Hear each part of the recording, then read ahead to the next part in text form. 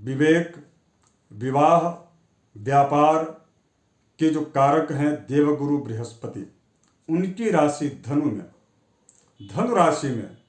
आत्मक कारक जो सूर्य है उनका प्रवेश हो रहा है। यश, कीर्ति और तेजस्विता देने वाले सूर्य जब भी अपनी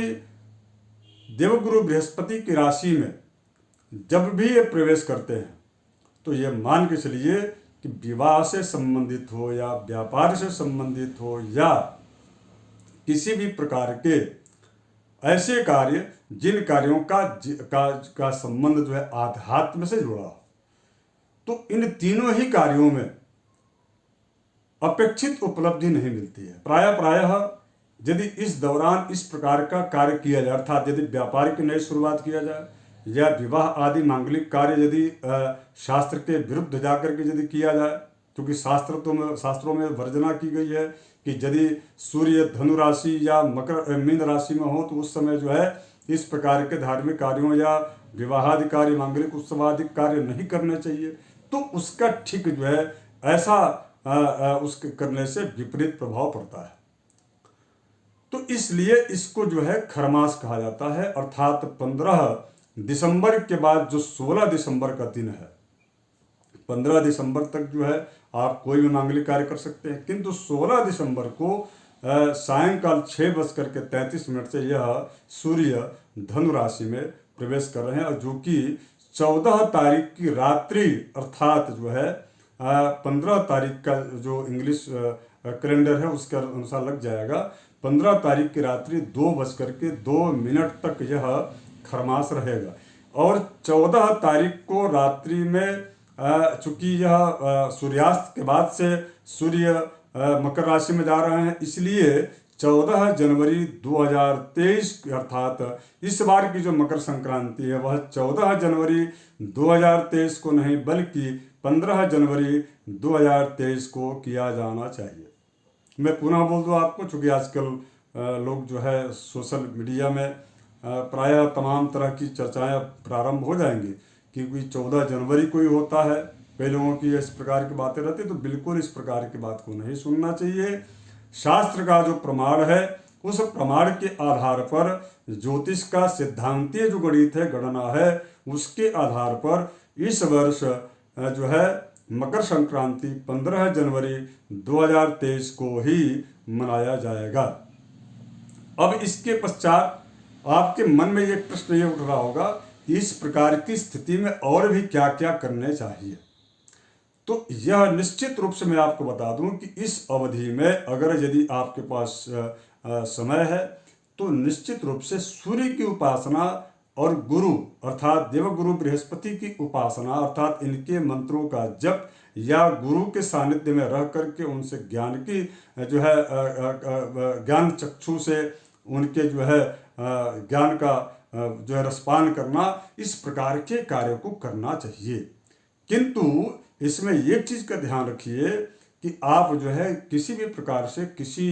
नए जो है साधना, जैसे कई प्रकार की साधनाएं होती हैं, चाहे वो वाम साधना हो या दाक्षिणात्य साधना हो, तो इन जो है साधनाओं को की शुरुआत नहीं करनी चाहिए यदि आपका पूर्व से चल रहा है। अर्थात मैं पुनः बता दूं आपको, जो आप दैनिक कार्य कर रहे हैं, दैनिक जो पूजा पाठ याचना इत्यादि आप कर रहे हैं या करते हैं, स्तोत्र आदि का पाठ इत्यादि चीजें, तो उसको आप नियमित कीजिए।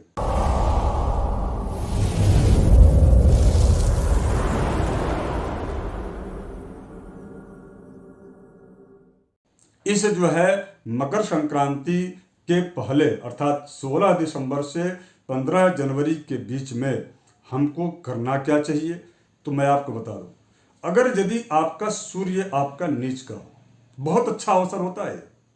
ज्योतिष के अनुसार। यदि आपकी राशि में सूर्य जो है अपनी नीच की राशि में हो, या सूर्य अगर यदि आपकी कुंडली में अष्टम स्थान में हो, या यदि सूर्य द्वादश स्थान में बैठे हो, 12वें स्थान में बैठे हो, या वह सूर्य यदि किसी पापा ग्रह के साथ में अर्थात राहु के साथ में यदि बैठे हो तो ऐसे, या केतु के साथ में हो,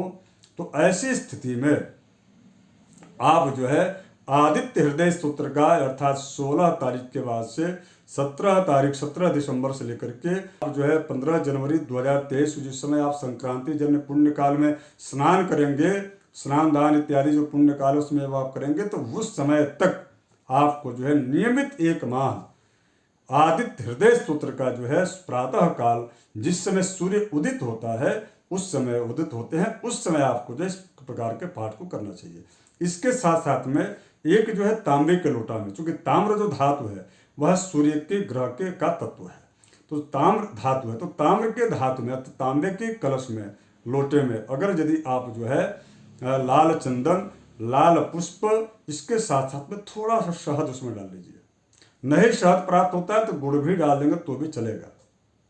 और वो जो है जल भगवान सूर्य को आप दीजिए। ये सूर्य सहस्त्रांशो तेजो राशो जगतपते अनुकंप माम भक्त्य घृणार्घ्य दिवाकर।